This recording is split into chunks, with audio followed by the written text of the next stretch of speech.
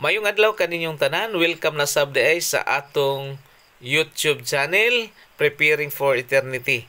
Ug ang atong topiko karon, naguluhan mga pangutana. Ako kining gihimo mga pinalangga tungod kay sa nanglabay nato nga pagtuon, ako manggod nga nabuhian nga pagsulti nga kon ang mga tao sa kaadlawan ni Noe naghinulsol pa lamang sa ilang pagkadautan, ang Dios dili gid mudayon sa pagsilot o paglaglag sa maong kalibutan.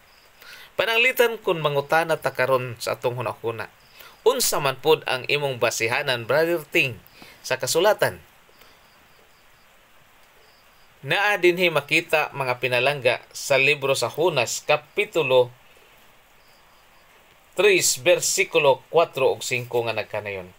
Og si Hunas misugod sa pagsulod sa syudad sa usa ka adlaw nga pagpanaw, og siya misinggit og miingon, atan na lamang kaadlaw og ang Ninibe pagalaglagon, og ang katawuhan sa Ninibe mingtuo sa Dios, og ilang gimantala ang usa ka pagpuasa og nagsulob sila sa biste nga sako gikan sa labing dagko kanila hangtod sa labing gagmay kanila. Muni ang akong basihanan una mga pinalangga. Tungod kay ang libro sa Hunas nagsulti nga sa diha nga si Hunas nagwali didtos Ninibe, nga matod pa niya 40 na lang kaadlaw ang Ninibe pagalaglagon. Mo'y hinungdan nga ang mga katawhan nga nakadungog ni adto na nagpuasa sila, nagsulot sila og mga sako timailhan sa pagpaubos silang kaugalingon. Og ang kasaysayan sa libro ni Hunas nagpamatuod nga wala gyud dayon na ang paglaglag sa maong Ninibe. Gani si Hunas naguol manggani ni ana. Apan kay ang Dios aduna may kahingawa sa tao, mo'y hinungdan nga wala niya laglaga tungod kay ang katawhan ni anang syudara na naghinulsol man. Pananglitan ato lang buhatan mga pinalangga og pangutana para pagpaluap. Pananglitan kung muingon kita, daw be Brother Ting, kay ang Dios nagsaad man sab nga kining kalibutan na karon iya mang sunugon ang tanang mga butang niini kung maghinulsol ang tanang mga katawhan. But mo bang ipasabot dili nasab niya dayunon pagsunog kining kalibutana? Mga pinalangga ang akong tubag. Nagkalain-lain tag tubag apan ang ako nga tubag mo lamang kini. Una, mo ni ang akong tubag diha kaninyo. Bisan pa og maghinulsol ang tanang tao pero di man gid na mahitabo. Kay gani miingon man gani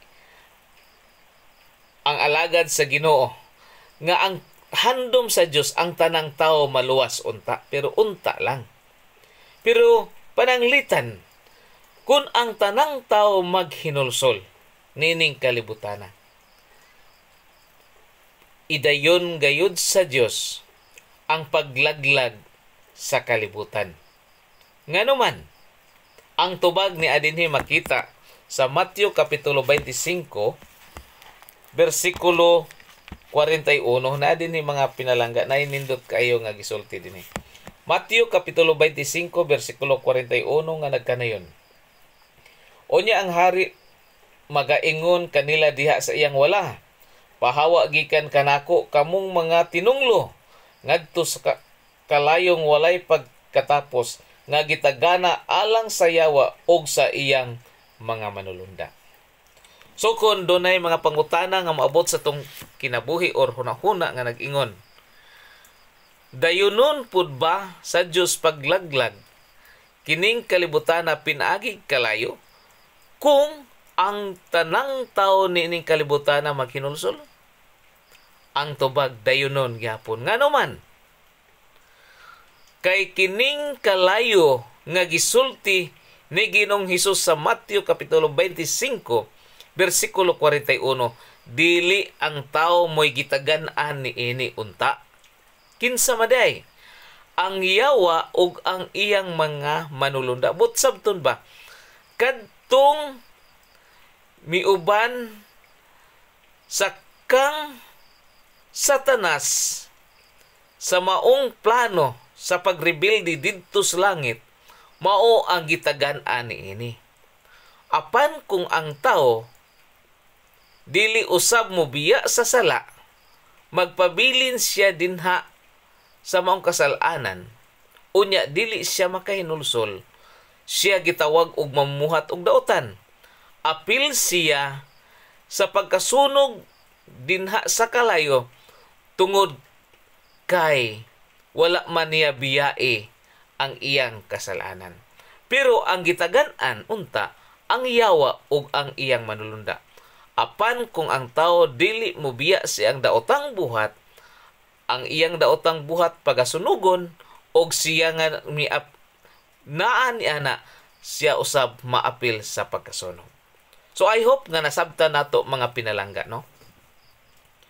Nga ang kalibutan nga atong gipuy-an karon, bisan pag maghinulsol ang tanang mga tao, sunugon gihapon sa Dios kining kalibutan na tungod kay ang kalayo dili ang tao unta ang iyang gitaganan, kun dili ang yawa ug ang iyang manulunda. Apan kun ang tao dili mo biya sa sala, maapil siya sa pagkasunog diha sa kalayo. O ako manghinaot nga kini nga mubo nato nga pagtuon sa balaang kasulatan, makahatag unta kanato o jutay nga katinawon. Ukon o galing man dili kamo konforme sa ako nga tubag, pwede sab ko ninyong padalhan sa inyong tubag aron nga ato po nga ikalipay kung unsa sab ang inyong hunahuna. Ang tanan ninyong tubag ako po nang girespetahan, kay giisip ta mo nga mas maayo pa kay kanako nga diha sa kasulatan. Ang Dios magpanalangin kanatong tanan.